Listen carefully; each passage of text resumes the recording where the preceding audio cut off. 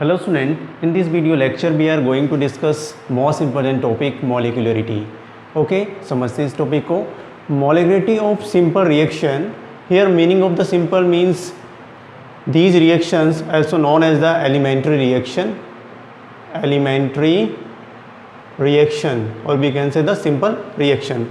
These reaction complete in a single step. So we can say the elementary reaction. These reaction complete in a single step. So molecularity valid only for the simple reaction, not for the complex reaction. Now the definition: molecularity of the simple reaction is equal to the sum of the molecules of the reactants involved in an elementary reaction. Okay, how many number of the reactant molecule and production भी यहाँ पर होना चाहिए. Now the other definition according to the collision theory, the minimum number of molecules that come together collide, है ना, in a elementary reaction. अब collision जो है स्टूडेंट, हम बात करते हैं, सपोज हमारे पास ये एक रिएक्टेंट मॉलिक्यूल है ए और ये हमारे पास बी है रिएक्टेंट मॉलिक्यूल्स. ठीक है, तो यहाँ पर ये प्रॉपर ओरिएंटेशन में होने चाहिए and these molecules have minimum amount of energy. This is known as the activation energy represented by E A. This is known as the activation energy.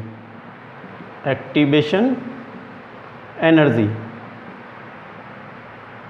तो ये एक्टिवेशन एनर्जी से क्या होगा, ये मॉलिक्यूल्स रिएक्शन कर पाएंगे एंड फॉर्मेशन ऑफ प्रोडक्शन. तो production भी होना चाहिए. रिएक्टेंट मॉलिक्यूल क्या कर रहे हैं, कोलिजन करेंगे, आपस में कोलिजन करेंगे और कोलिजन करने के बाद प्रोडक्शन करेंगे. तो हम बोलेंगे ये एक तरह का सिंगल स्टेप रिएक्शन है. कैसी ये single step reaction, single step reaction.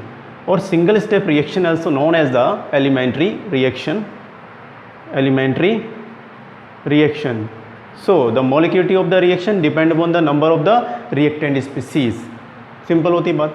तो कोलिजन का मीनिंग है कि ये मॉलिक्यूल्स आपस में आएंगे और इनके पास मिनिमम अमाउंट ऑफ एनर्जी होनी चाहिए और ये इफेक्टिव कोलिजन करेंगे.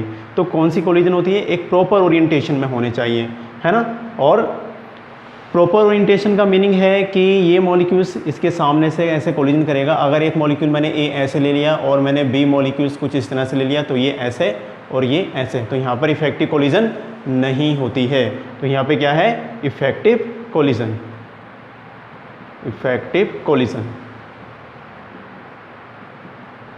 तो this is another definition of the molecularity. Minimum number of the molecules that come together collide in an elementary reaction, that is called the molecularity of the reaction. Simple, note down this and आगे बढ़ेंगे इसके बाद. Now the next molecularity are three type. First one is the unimolecular. Unimolecular means here number of the reactant only one, है ना. This is reactant और reactant यहाँ पर क्या है, वन ही है. So this is known as the unimolecular reaction. Now the rate depend upon the this molecules. Rate equals to k phosphorus pentachloride PCl5 and this is the concentration bracket 1. Now student, कुछ reactions ऐसी होती हैं कि मॉलिक्युलरिटी और order of reaction एक समान ही होते हैं. यहाँ पे क्या है, 1. Here meaning of the 1, this represent to the order of the reaction, order of reaction. और यहाँ पर क्या होती है, इस पावर की हम सबको ऑर्डर ऑफ रिएक्शन बोलते हैं. यहाँ पे क्या 1 है तो this is single order, sorry first order. Okay, and the molecularity unimolecular. Similar bimolecular reaction example, here the reactant molecule 2 reactant molecule इसमें पार्टिसिपेट कर रहे हैं. तो यहाँ पर क्या हो जाएगा, रिएक्टेंट हो जाएंगे 2 एंड द बाईमोलिकुलर रिएक्शन. और अगर हम रेट की बात करते हैं तो इस तरह से HI और यहाँ पर this is number is known as the stoichiometric coefficient और ये पावर रेस करता है और पावर के हम सम को क्या बोलते हैं, ऑर्डर ऑफ द रिएक्शन. तो यहाँ पे क्या हो जाएगी, second order reaction. Second order of reaction. Now the third one, trimolecular reaction. Reactant 2 और 1 3 मॉलिक्यूल्स, यानी रिएक्टेंट के यहाँ पर 3 मॉलिक्यूल्स हैं, so this is known as the trimolecular reaction. ठीक है, तो यहाँ पे अगर हम ऑर्डर ऑफ रिएक्शन की बात करते हैं, रेट निकालते हैं इस रिएक्शन का, तो यहाँ पे 2SO2 and the power raise to stoichiometric coefficient raise to the power of the reactant 2 and oxygen stoichiometric 1, here 2 plus 1 3. Now the order of reaction third order reaction, this is third order reaction. Okay, easily आपने 3 type की मॉलिक्युलरिटी को समझ लिया। मॉलिक्युलरिटी order of reaction एक जैसे हो सकते हैं, सिमिलर हो सकते हैं, कभी कभी मॉलिक्युलरिटी और ऑर्डर ऑफ रिएक्शन सिमिलर नहीं भी होते हैं।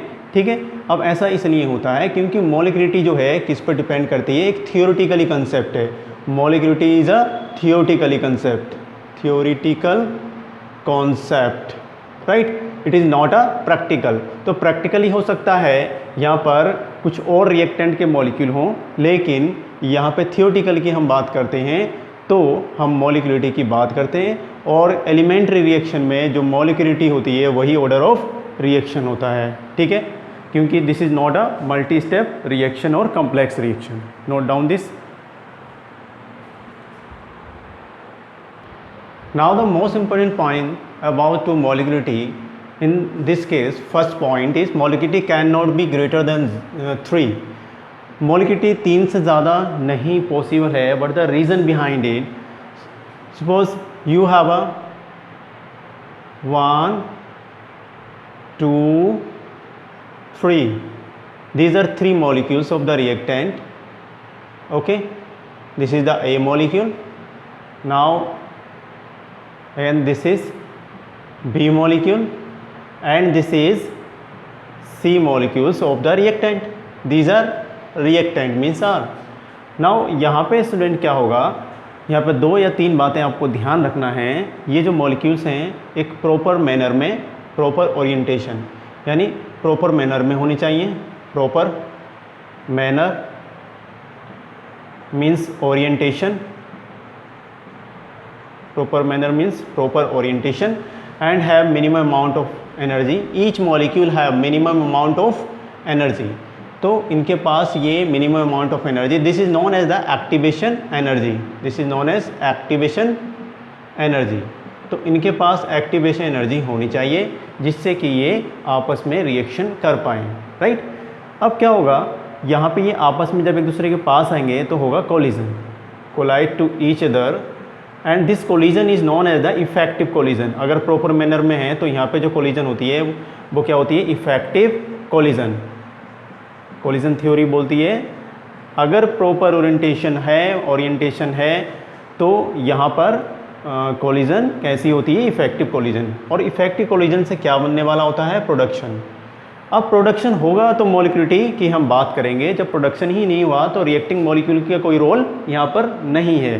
तो यहाँ पे क्या हुआ, इस तरह सा ऐसे ये प्रोडक्शन हुआ, तो हमने बोला कि यहाँ पे इफेक्टिव कोलिजन हुई होगी, this is known as the product. ठीक है, अब more than 3 molecules, suppose we have a 1 2 3 4 molecule, हमारे पास 4 molecule हैं। तो स्टूडेंट क्या होगा, यहाँ पे से कुछ molecules ये मान लो इस तरह से कोलिजन कर लेगा और ये फिर इधर भी जाएगा, यहाँ पे इस तरह से इसके साथ कोलिजन पॉसिबल नहीं होगा। सपोज ये हमारे पास A molecule है, this is B molecules and C and D molecules। अब यहाँ पर जो होगा ये प्रॉपर ओरिएंटेशन ना होने की वजह से मैक्सिमम 3 मॉलिक्यूल्स तो इस तरह से कोलिजन कर लेंगे, यानी A B और C ने कोलिजन कर लिया।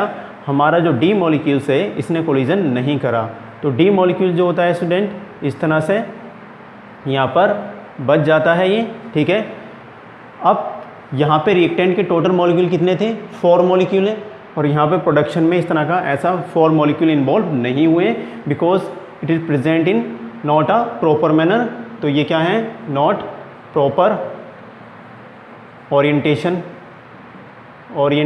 यहाँ पे ओरिएंटेशन भी प्रॉपर नहीं है।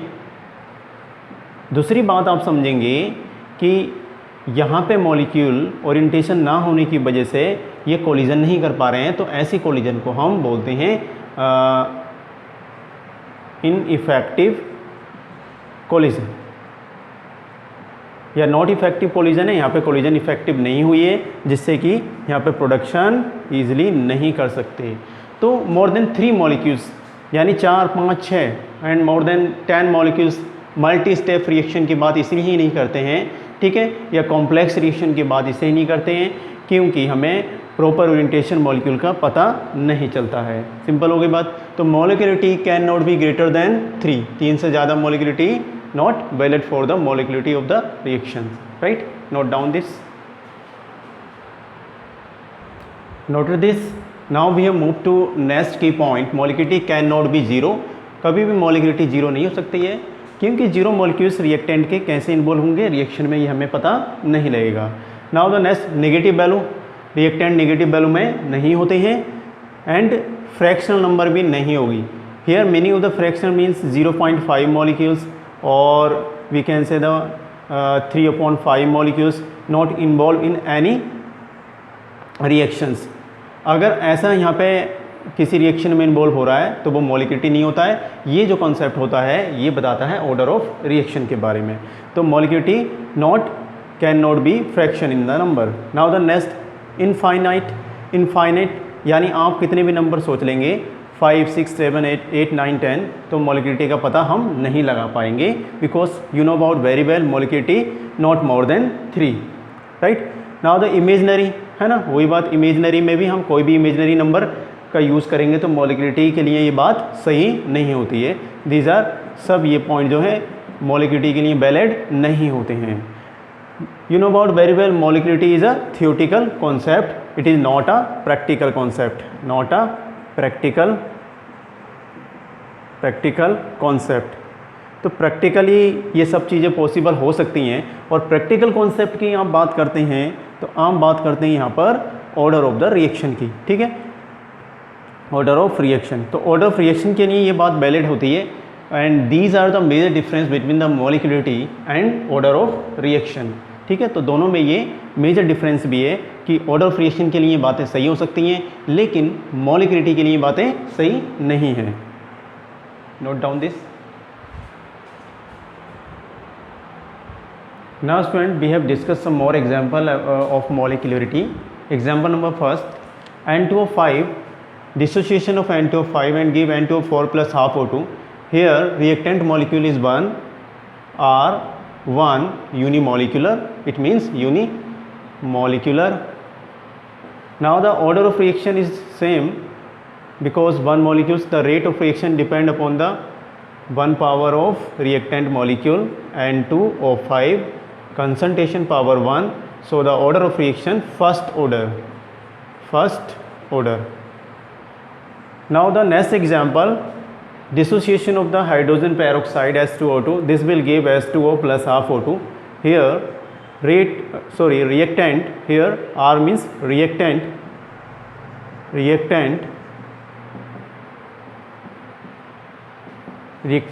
only one, so molecularity unimolecular and the rate of this reaction according to rate law, H2O2 concentration power 1, so the order of reaction also first order. Now we have moved to next example, this is formation of NO2 molecules. Now यहाँ पे क्या है, formation, यहाँ पर क्या हो रहा था, इस सब में यहाँ पर भी इसका डिसोसिएशन हो रहा था, यहाँ पर इसका भी डिसोसिएशन हो रहा था। अब यहाँ पे 2 मॉलिक्यूल आकर क्या कर रहे हैं, यहाँ पे ये फॉर्मेशन कर रहे हैं, फॉर्मेशन। तो इस रिएक्शन में 2 NO and O2, now the reactant molecule 2 plus 1 because NO have 2 stoichiometric coefficient, react with O2 and 2 plus 1 3, so the molecularity of this reaction 3 trimolecular and the rate of this reaction are depend upon concentration of NO power raised 2 and O2 power raised 1. here 2 plus 1, this is third order of reaction, third order. You know about very well in the elementary reaction, these are all elementary reaction, not a complex reaction. You know about very well molecularity valid only for the elementary reaction. These are elementary reactions and not valid for according to the NCERT, valid for complex reactions. तो कभी कभी molecularity की कुछ definition other books में अगर हम पढ़ते हैं तो depend upon the slow step of the reactions भी हो सकती है या first step of the reaction mechanism भी हो सकती है. But according to the your book NCERT, molecularity defined only for the elementary reactions, okay, because elementary reaction complete in a single step. Clear? Now in these cases, all three example, unimolecular and first order, unimolecular first order, trimolecular third order, यानी molecularity order of reaction क्या है, similar है. तो आप समझ गए कि molecularity and order of reaction elementary reaction के लिए सिमिलर होते हैं, लेकिन कभी कभी मोलिकुलरिटी सिमिलर नहीं भी होगी. We will discuss in the next topic order of reaction, उसमें हम क्लियर करेंगे. Right, note this.